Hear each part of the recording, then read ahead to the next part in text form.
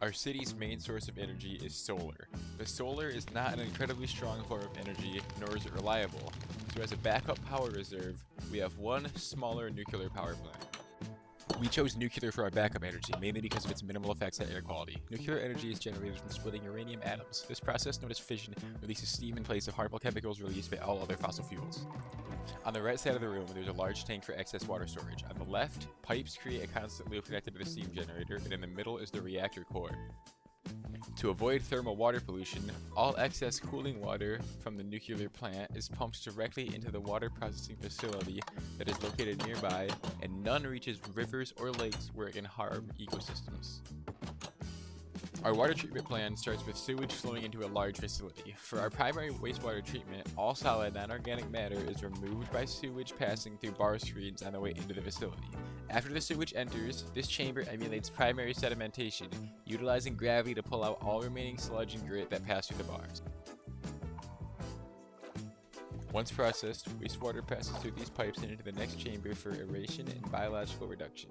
This is where oxygen is introduced into the water to encourage bacteria that will eat the remaining unwanted substances still in the water. Water then enters the last chamber for final sedimentation. This is where numerous pipes and scraping tools separate sludge from the rest of the water. It is then disinfected and sent through these pipes to the water tower for later use.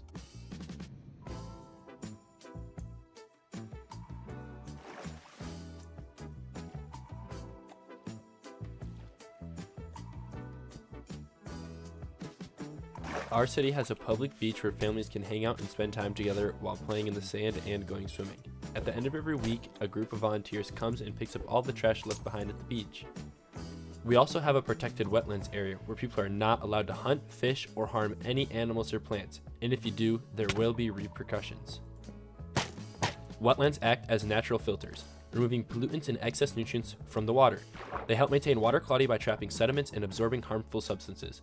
Our wetlands store excess water during heavy rainfall or flooding events. This will help retain water and prevent floods from taking over our city. The wetlands area also helps reduce habitat fragmentation and provides a home for aquatic and land animals. Wetlands also provides opportunities for outdoor activities such as birdwatching, hiking, and photography. This is the bridge over to the fishing area. Using metal bars, we can keep large trash that was dumped into the river from going out into the ocean, and we can keep invasive species from coming into the waters of our city. This is the fishing area where, unlike the protected wetlands, fishing is allowed. Over here you can catch all sorts of fish. Regulated fishing is a great way to control fish overpopulation. Here's an area where you can store all of your fishing gear when you're done fishing. Or you can come down here and buy new lures and rods or cook your fish you caught. Using this small dock, you can stop and drop off all of your fishing gear before you park your boat for the night at the main dock. This is a boat wreck where you can keep your fishing kayaks and small boats. This is the main dock where large boats can park and stay as long as they want.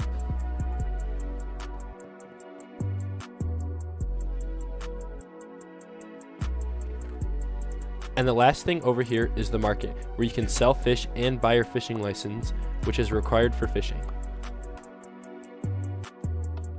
Like every other city, sustainable or not, we need supplies to keep building and satisfying the needs of our city. Rather than using wood and other natural materials, we import almost exclusively recyclable goods using cargo ships strictly based off wind and electrical motors. To avoid emissions from delivery cars, our storage warehouse is located right in the middle of our housing regions to allow easy pickup and delivery by foot. Using biodomes is a great way to incorporate intercropping. Some of the main benefits of intercropping are it reduces the risk of crop failure because if one crop fails to grow, there are multiple other types of crops that will still grow. It also provides a larger variety of crops for people in the city to eat. Intercropping also reduces soil erosion because there are more roots in the ground, which causes the soil to have less room to move around and erode. We have over 40 different crops in our biodome, such as tomatoes, mint, parsley, potatoes, carrots, wheat, corn, and radish. The spherical shape provides optimal structural stability, allowing the greenhouse to withstand extreme weather conditions such as strong winds and heavy snow loads. This ensures the safety and longevity of the greenhouse, protecting the crops inside. A city couldn't be a city without its citizens, and a Citizens need homes, but no worry, our city has many to offer. Most residents live in the Sunset apartment block. This apartment block also doubles as a large solar farm and is responsible for generating more than half the city's solar energy. The homes are narrow and tall. This helps to reduce habitat fragmentation by taking up less ground space. Also, trees surround the whole complex and small protected nature zones make up the space between each building.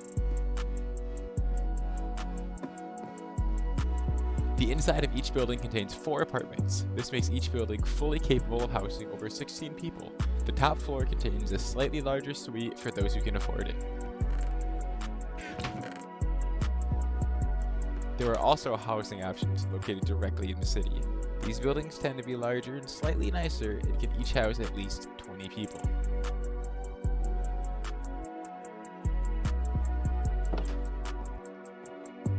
The last style of apartment is family housing. Conveniently located directly above the diner and right across the street from the police station and hospital. This housing option is optimal for safety, and each apartment is intended for over 5 people and includes its own private bathroom and kitchen.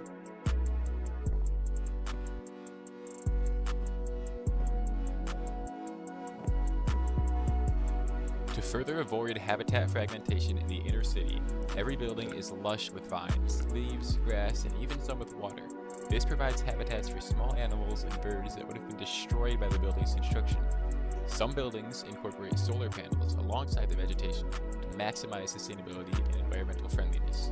And all buildings adorn perches for birds made from excess construction material. All of our hospital's machines are powered off the solar panels located on the roof of the building.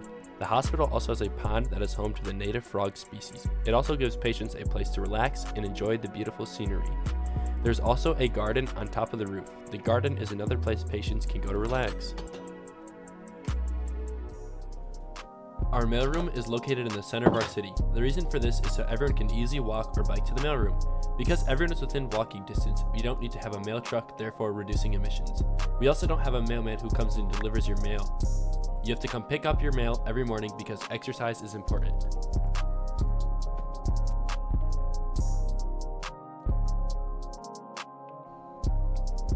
We have all different types of entertainment in our city. Some examples are a theater, a Mr. Tracy concert, and a swimming pool. Our swimming pool is a closed system, so the water is filtered and we just top it off every so often because of evaporation in the summertime.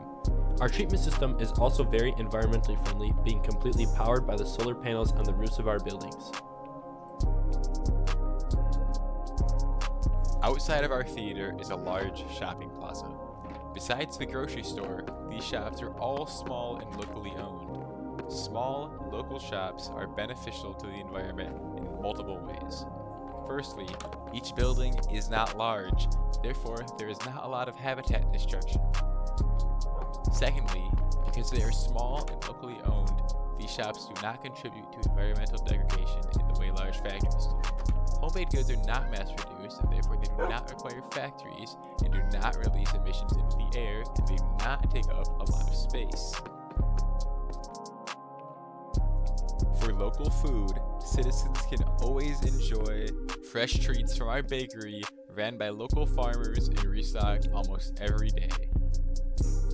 The last strong environmentally friendly aspect of our city is our national forest. This forest is home to over 20 species of bugs and small animals, over 50 species of vegetation, and 10 native trees.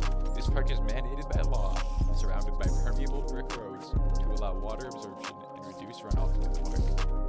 Outside of the park is our waterfall lake.